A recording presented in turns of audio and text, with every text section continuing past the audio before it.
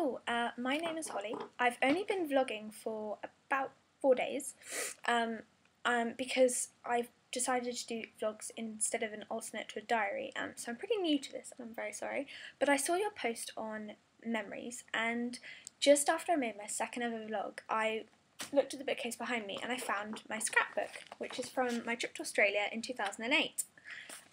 Now I have a visual memory, and so quite often I'll see something that will trigger a memory, just like those ticket stubs. And so in my scrapbook I haven't got much words on what I did, but it's mostly things. So I have an excerpt of a newspaper and a map stick of where we went, and I've kept sort of all my bags from shops I went to.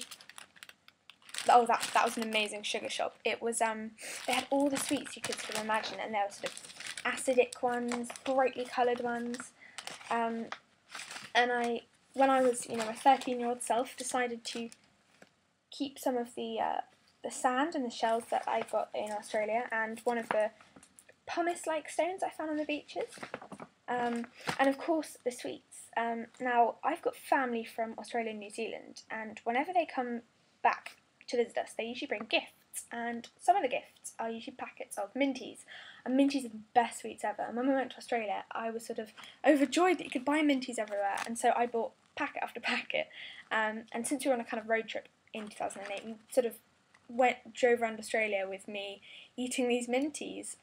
That's not why I have braces, but I kept a packet which, has sparked all these memories, and vanilla Coke as well, because I live nowhere near a city. I can't buy things like vanilla Coke, and even in London and places it's quite hard to find, but in Australia, because it gets only American products, they have it in abundance, and I was told it tasted delicious, and I tasted it for the first time and I thought it did, so I kept the cap. I've also got mints from the hotel we stayed at. Wait, where's the camera? Yeah, here. And a horoscope from an Australian version of a magazine. I also kept some of the labels from shops I went into.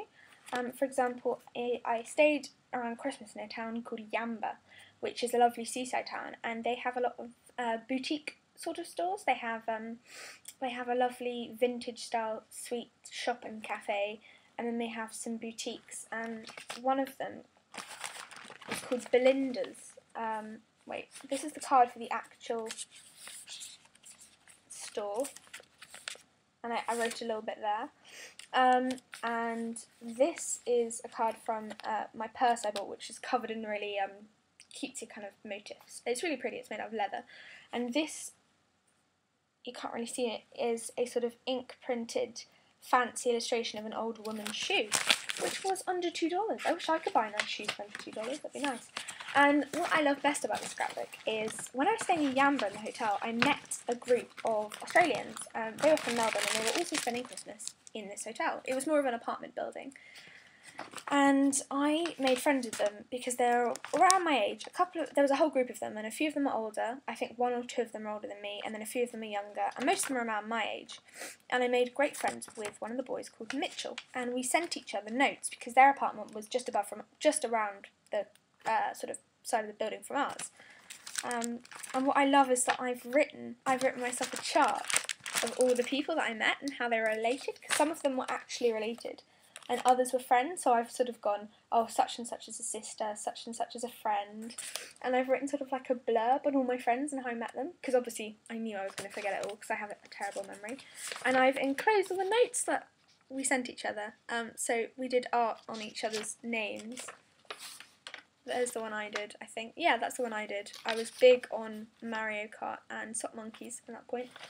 And this one, I think, is when we all played a game of sketch together. And it's so lovely that I've kept these, because I wouldn't have remembered them otherwise. I'd almost completely forgotten the name of the boy, even though I kept up correspondence with him afterwards. And I definitely couldn't remember any of the other people's names or how old they were or anything. And it's just looking at these 2 pages has helped me remember pretty much everything we did together. I've also got memories of the Steve Irwin Zoo. We visited shortly after Steve Irwin died, and I've got a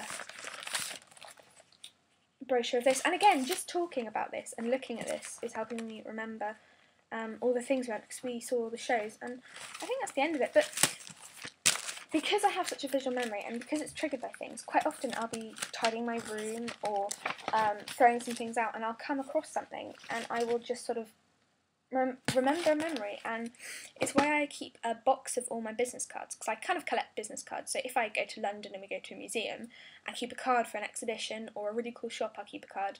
And just those cards, it helps you remember. I've got cards from shops, not shops, stalls from when I went to music festivals. I've got cards from all different sorts of places really, and it's just nice to have sort of a memory thing. And I've gone on long enough. Last thing, which I drew when I was young on a piece of hotel scrapbook. I obviously knew how to make tea, although I've included a Coca-Cola glass. I'm not quite sure how. I drew that when I was in Australia. So obviously you need sugar, tea bag, milk. I think the Coca-Cola glass is meant to be hot water. Not sure though. Anyway, thank you very much for giving me the opportunity to look through my scrapbook and remember things.